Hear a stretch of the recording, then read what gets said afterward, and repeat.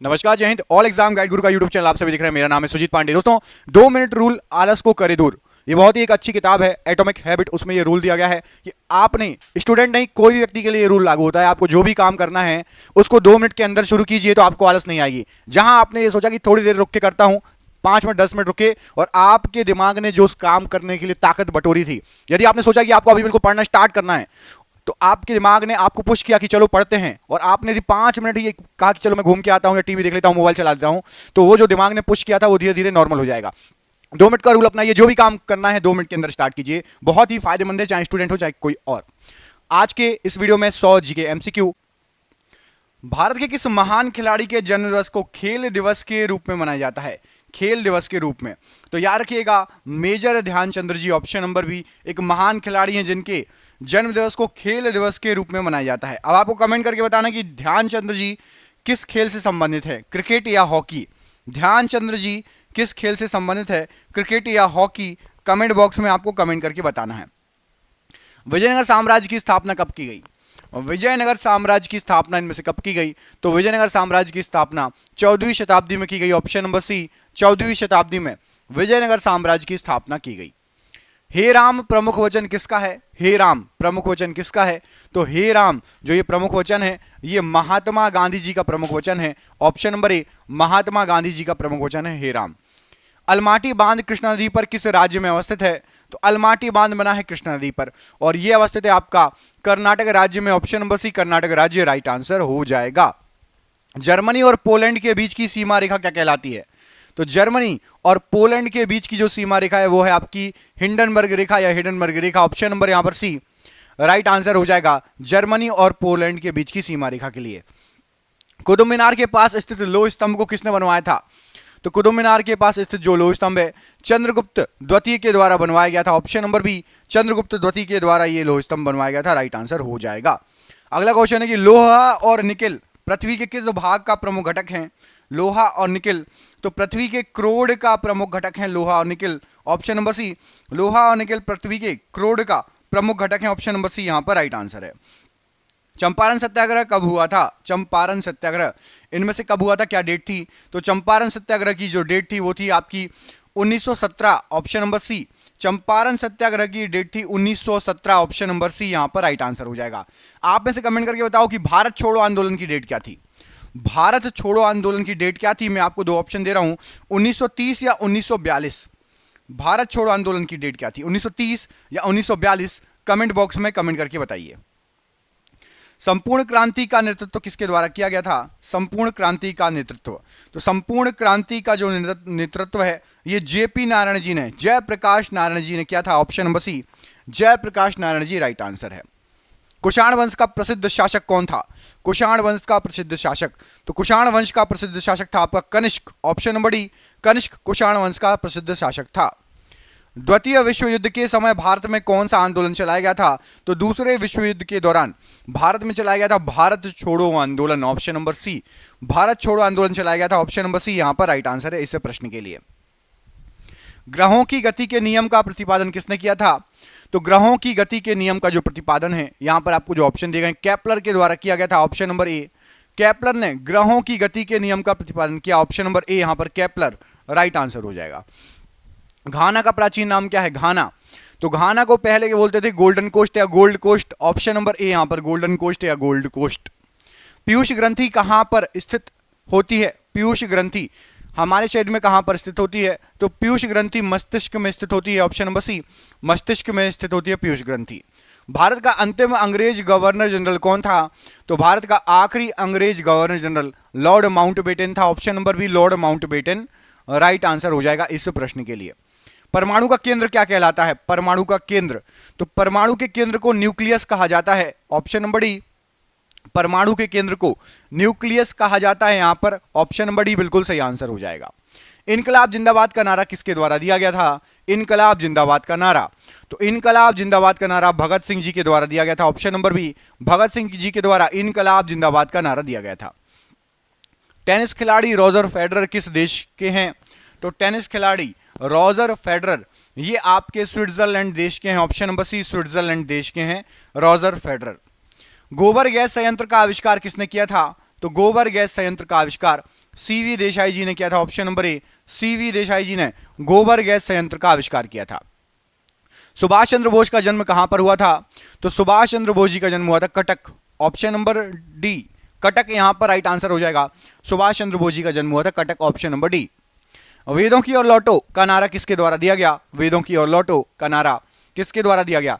तो यह नारा दिया गया था दयानंद सरस्वती जी के द्वारा, option number C, Dayanand Saraswati ji के द्वारा वेदों की ओर लौटो का नारा दिया गया था। सलाल परियोजना किस नदी पर स्थित है? सलाल परियोजना, तो सलाल परियोजना चिनाब नदी पर है, ऑप्शन नंबर यहां पर डी, चिनाब नदी पर है सलाल परियोजना, ऑप्शन नंबर डी यहां पर राइट आंसर है। उत्तर कोरिया तथा दक्षिण कोरिया के बीच स्थित सीमा रेखा किस नाम से जानी जाती है? तो उत्तर कोरिया और दक्षिण कोरिया के बीच सीमा रेखा 38वीं समानांतर रेखा कहलाती है, ऑप्शन नंबर बी, 38वीं समानांतर रेखा राइट आंसर हो जाएगा। देवदास उपन्यास के लेखक कौन है? देवदास उपन्यास के लेखक कौन है? तो देवदास उपन्यास के जो लेखक हैं वो हैं आपके शरत चंद्र चटर्जी, ऑप्शन नंबर ए, शरत चंद्र चटर्जी देवदास उपन्यास के लेखक हैं, राइट आंसर हो जाएगा। विजय विश्व तिरंगा प्यारा किसका मुख्य वचन था? किसने कहा था विजय विश्व तिरंगा प्यारा? श्यामलाल गुप्त, ऑप्शन नंबर बी के द्वारा कहा गया था विजय विश्व तिरंगा प्यारा, ऑप्शन नंबर बी यहां पर राइट आंसर है। अगला क्वेश्चन है जीवन रक्षक हार्मोन किस ग्रंथि से निकलता है? जीवन रक्षक हार्मोन किस ग्रंथि से निकलता है? तो जीवन रक्षक हार्मोन एड्रिनल ग्रंथि से निकलता है, ऑप्शन नंबर सी, एड्रिनल ग्रंथि से जीवन रक्षक हार्मोन निकलता है, राइट आंसर हो जाएगा। अगला क्वेश्चन है कि तुम मुझे खून दो मैं तुम्हें आजादी दूंगा, किसके द्वारा यह कहा गया था? तुम मुझे खून दो मैं तुम्हें आजादी दूंगा, ये जो नारा था यहां पर आपको जो ऑप्शन दिए गए हैं सुभाष चंद्र बोस जी का नारा था, ऑप्शन नंबर सी। अभिनेता राजकुमार का असली नाम क्या था?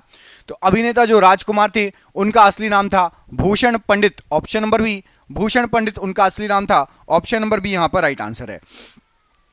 पूर्ण स्वराज का नारा किसके द्वारा दिया गया था? पूर्ण स्वराज का नारा, तो पूर्ण स्वराज का नारा दिया गया था पंडित जवाहरलाल नेहरू जी के द्वारा, ऑप्शन नंबर सी, पंडित जवाहरलाल नेहरू जी ने पूर्ण स्वराज का नारा जो है दिया था, राइट आंसर हो जाएगा। भारत में स्टॉक एक्सचेंज का विनियमन या नियमन कौन करता है? तो भारत में स्टॉक एक्सचेंज का नियमन करता है सेबी। सेबी का फुल फॉर्म होता है security and exchange board of India, share market को नियंत्रित करती है, ऑप्शन नंबर डी सेबी यहां पर राइट आंसर हो जाएगा इस प्रश्न के लिए। मायोपिया से पीड़ित व्यक्ति किस लेंस का प्रयोग करता है? तो मायोपिया से जो पीड़ित व्यक्ति रहता है उसको लगता है अवतल लेंस, ऑप्शन नंबर ए, अवतल लेंस का यूज करता है जो मायोपिया से पीड़ित व्यक्ति होता है। तापमान में वृद्धि होने से वायु की तापीय चालकता पर क्या प्रभाव पड़ेगा? तो तापमान में वृद्धि होने से जो वायुमंडल की तापीय चालकता होती है वो आपकी घट जाएगी, ऑप्शन नंबर बी घट जाएगी, ऑप्शन नंबर बी यहां पर राइट आंसर है। बिना उपग्रहों वाला ग्रह कौन सा है? जिसके एक भी उपग्रह नहीं है, तो बिना उपग्रहों वाला जो ग्रह है वो है आपका बुध और शुक्र दोनों, ऑप्शन नंबर सी, बुध और शुक्र दोनों यहां पर राइट आंसर हो जाएगा। तालाबों और कृत्रिम जलाशयों में मत्स्य प्रजनन प्रक्रिया को क्या कहा जाता है? तो तालाबों और कृत्रिम जलाशयों में मत्स्य प्रजनन की जो प्रक्रिया रहती है उसको फिशिकल्चर कहा जाता है, option number D, fish culture right answer हो जाएगा।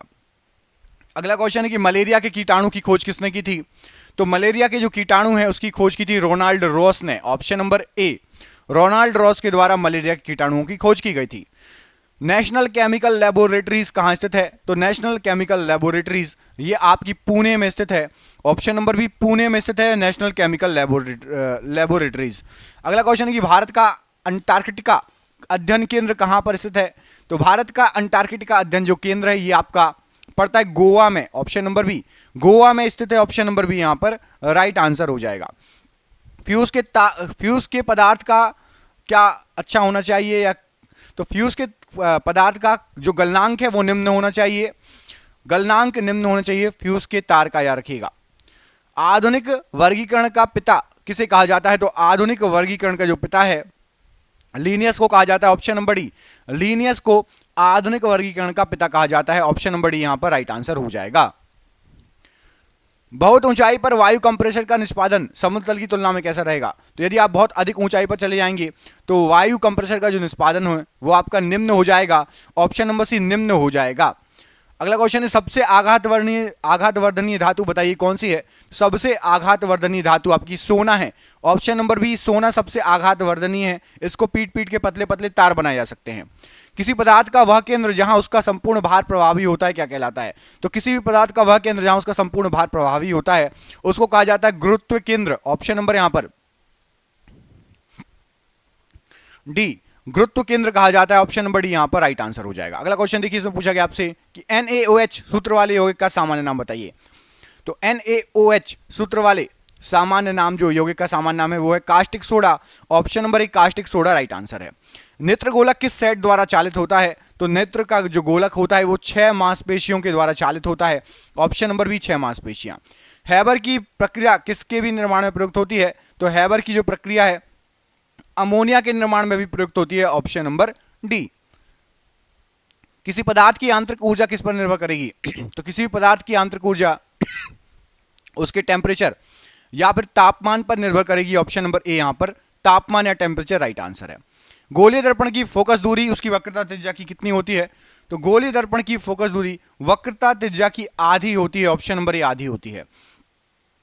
राष्ट्रीय विज्ञान एवं प्रौद्योगिकी परिषद की स्थापना कब हुई? तो राष्ट्रीय विज्ञान एवं प्रौद्योगिकी परिषद इसकी स्थापना हुई थी आपकी 15 अक्टूबर 1990, ऑप्शन नंबर बी 15 अक्टूबर 1990। पृथ्वी का एकमात्र उपग्रह कौन सा है? तो पृथ्वी का एकमात्र उपग्रह आपका चंद्रमा, ऑप्शन नंबर ए चंद्रमा यहां पर राइट आंसर है। डीएनए की खोज किसके द्वारा की गई थी? तो डीएनए की खोज करता है आपके वॉटसन और क्रिक, ऑप्शन नंबर सी वॉटसन और क्रिक राइट आंसर है। रात्रि के समय आकाश में कौन सा ग्रह लाल दिखाई देता है? तो यदि आप रात के समय देखेंगे तो आकाश में आपको यहां पर जो ग्रह दिए गए हैं मंगल ग्रह लाल दिखाई देगा, ऑप्शन नंबर ए मंगल ग्रह लाल दिखाई देता है। भारतीय संविधान में मौलिक अधिकारों के विचार को कहां से लिया गया है? तो भारतीय संविधान में मौलिक अधिकार के जो विचार हैं उसको संयुक्त राज्य अमेरिका यूएसए से लिया गया है, ऑप्शन नंबर यहां पर भी संयुक्त राज्य अमेरिका से लिया गया है। अगला क्वेश्चन देखिए, 1024 बाइट बराबर कितने? तो 1024 बाइट में यदि आप देखेंगे तो 1 KB होगा, ऑप्शन नंबर डी 1 KB होगा, option number D right answer हो जाएगा 1024 बाइट में। बाबर ने मुगल साम्राज्य की स्थापना निम्नलिखित में से किस वर्ष की थी? तो बाबर के द्वारा मुगल साम्राज्य की स्थापना जो की गई थी 1526 ईस्वी में की गई थी, ऑप्शन नंबर बी 1526 ईस्वी। निम्न में से किसे ग्रही गति के 3 नियमों की अवधारणा का श्रेय दिया जाता है? तो ग्रही गति के 3 नियमों की अवधारणा का श्रेय यहां पर आपको जो ऑप्शन दिए गए हैं जोहानस केपलर को दिया जाता है, option number D Johannes Kepler. एक स्वपोषी जीव की कार्बन और ऊर्जा की आवश्यकताओं को कौन पूरा करता है? तो एक स्वपोषी जीव की कार्बन और ऊर्जा की आवश्यकताओं को यहां पर आपको जो ऑप्शन दिए गए हैं राइट आंसर हो जाएगा प्रकाश संश्लेषण की क्रिया के द्वारा पूरा किया जाता है, ऑप्शन नंबर बी प्रकाश संश्लेषण की क्रिया के द्वारा पूरा किया जाता है। किस वर्ष बाबर ने सुल्तान इब्राहिम लोधी को पानीपत की लड़ाई में हराया था? तो बाबर ने सुल्तान इब्राहिम लोधी को पानीपत की लड़ाई में हराया था 1526 ईस्वी में, option number B right answer है। HIV का पूर्ण रूप क्या है? तो HIV का फुल फॉर्म होता है human immuno deficiency virus, option number यहां पर भी राइट आंसर हो जाएगा इस प्रश्न के लिए। आकाशगंगा वर्गीकृत की गई है किसमें? तो आकाशगंगा सर्पिलाकार गैलेक्सी के रूप में वर्गीकृत की गई है, ऑप्शन नंबर ए यहां पर राइट आंसर है सर्पिलाकार गैलेक्सी। जीवाश्म वनस्पति विज्ञान में अध्ययन किया जाता है किसका? तो जीवाश्म वनस्पति विज्ञान में जीवाश्मों का अध्ययन होता है, ऑप्शन नंबर बी जीवाश्मों का अध्ययन किया जाता है। निम्नलिखित में से किन अनुच्छेदों द्वारा भारतीय संविधान नागरिकों को मूल अधिकार निश्चितता प्रदान करता है? तो भारतीय संविधान भारत के नागरिकों को मूल अधिकार निश्चितता प्रदान करता है अनुच्छेद नंबर 12 से 35 तक, ऑप्शन नंबर ए अनुच्छेद नंबर 12 से 35। निम्नलिखित में से कौन धातु होते हुए भी विद्युत का कुचालक है? तो धातु होते हुए भी विद्युत का कुचालक है आपका lead, option number C lead धातु होते हुए भी विद्युत का कुचालक है। हड़प्पा सभ्यता किस युग की सभ्यता थी? तो हड़प्पा सभ्यता आपकी कांस्य युगीन सभ्यता थी, ऑप्शन नंबर ए कांस्य युगीन सभ्यता थी हड़प्पा सभ्यता। समान पदार्थ के अणुओं के बीच के आकर्षण बल को क्या कहा जाता है? तो समान पदार्थ के अणुओं के बीच के आकर्षण बल को राइट आंसर हो जाएगा ससंजक बल कहा जाता है, ऑप्शन नंबर बी ससंजक बल यहां पर राइट आंसर हो जाएगा। अगला क्वेश्चन देखिए, इसमें पूछा गया आपसे कि शिक्षा के अधिकार को भारतीय संविधान में वर्ष किस में एक मौलिक अधिकार के रूप में जोड़ दिया गया? तो शिक्षा का अधिकार जो था आपका वो मौलिक अधिकार बन गया था और सन था आपका कितना? तो सन आपका जो था राइट आंसर हो जाएगा यहां पर इस प्रश्न के लिए 2002, ऑप्शन नंबर यहां पर आपका डी 2002 में शिक्षा के अधिकार को एक मौलिक अधिकार के रूप में जोड़ दिया गया था। किसी प्रोग्राम में बग क्या होता है? कोई भी एक प्रोग्राम होता है उसमें बग क्या होता है? तो बग एक एरर है, एक प्रकार का मिस्टेक है, एरर है, ऑप्शन नंबर यहां पर भी एक प्रकार का मिस्टेक या एरर यहां पर राइट आंसर है इस प्रश्न के लिए। मैसूर महल का मैसूर महल किसका निवास स्थान था? क्वेश्चन ये है जीके का कि मैसूर महल किसका निवास स्थान था? तो वाडियारों का निवास स्थान था। ऑप्शन नंबर यहां पर भी वाडियारों का निवास स्थान था मैसूर महल। रोवा वन्यजीव अभयारण्य निम्नलिखित में से किस राज्य में स्थित है? तो रोवा वन्यजीव अभयारण्य ये आपका त्रिपुरा राज्य में है। ऑप्शन नंबर डी त्रिपुरा राज्य राइट आंसर है। शरीर के किस अंग का संबंध सूखा रोग या रिकेट्स से होता है? तो सूखा रोग या रिकेट्स शरीर में वो होता है आपका हड्डियों में। ऑप्शन नंबर डी हड्डियों में, हड्डियों का एक रोग है सूखा रोग या रिकेट्स। पानीपत के युद्ध में बाबर की जीत का मुख्य कारण क्या था? तो पानीपत के युद्ध में बाबर की जीत का जो मुख्य कारण था वो था उसके पास सैन्य कुशलता थी। ऑप्शन नंबर बी सैन्य कुशलता थी। ऑप्शन नंबर बी यहां पर राइट आंसर हो जाएगा।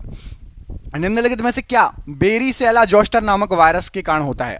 बेरी सेला जोस्टर नामक वायरस के कारण होता है, क्या हो जाएगा यहां पर राइट आंसर? तो बेरी सेला जोस्टर नामक वायरस के कारण चेचक रोग होता है। ऑप्शन नंबर बी चेचक रोग होता है। ऑप्शन नंबर बी यहां पर राइट आंसर है।